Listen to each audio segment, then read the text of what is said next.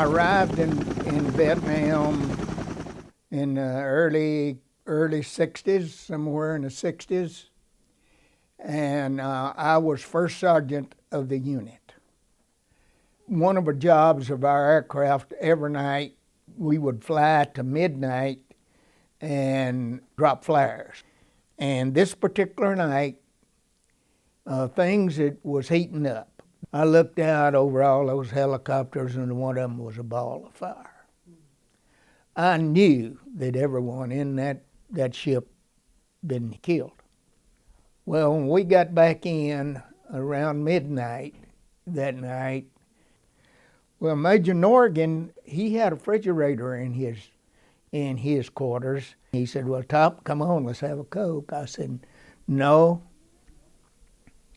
I said, I'm just tired, and I had it on my mind about the poor families back home, their loved ones had got killed.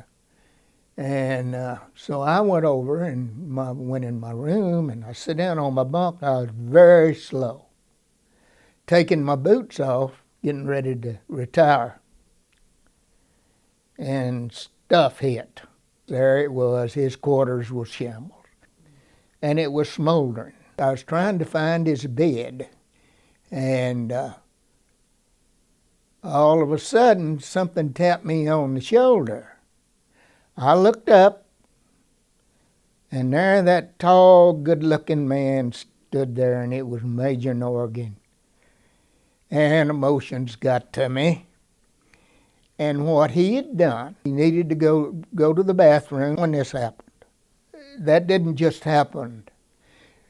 The Lord saved my life and his by me not going over and having that Coke with me.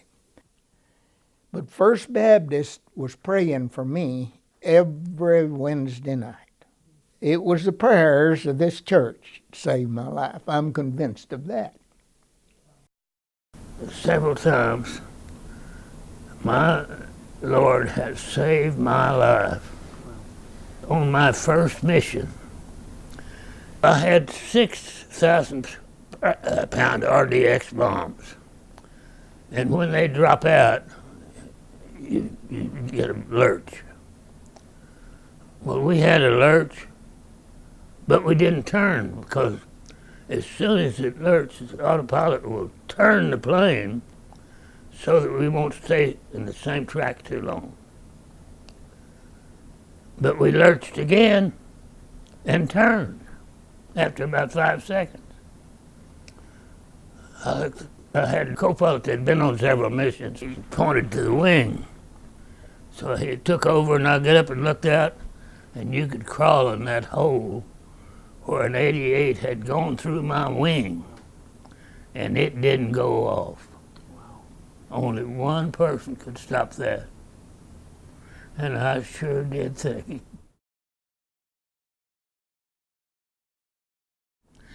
So you can't tell me the good Lord don't go with you and save you when you need it.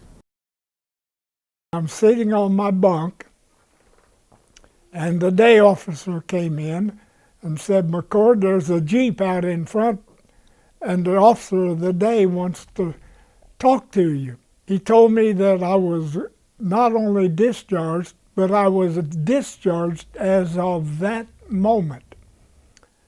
And I got back to Oklahoma, and then I hitchhiked home to Pawhuska. So I thought, well, school had already started everywhere. I mean, by that time, it was the middle of November of 1946. Wow. The next thing I knew, that sea bag was in the back of my parents' 41 Plymouth, and they had already called a man by the name of Jerome Zickrick at Oklahoma Baptist University. He said, "Well, we've got everybody enrolled, but if you can get him down here, we'll enroll him." Wow. They got me there. I was there that next day, and they enrolled me at OBU. And I thought, how lucky can you get? God had to work that out. Because I could have goofed up all along the way. But it didn't work out. He had a plan, and it was for me, and all I had to do was step into it. While I was there, I met Rosemary Redford, and her father was the head of the Home Mission Board in Atlanta, Georgia. And she had people all over that campus dating her and wanting to be Courts Redford's son-in-law. She was a beautiful girl, which ended up in May the 31st of 1947, we married, and this year we were married 70 years.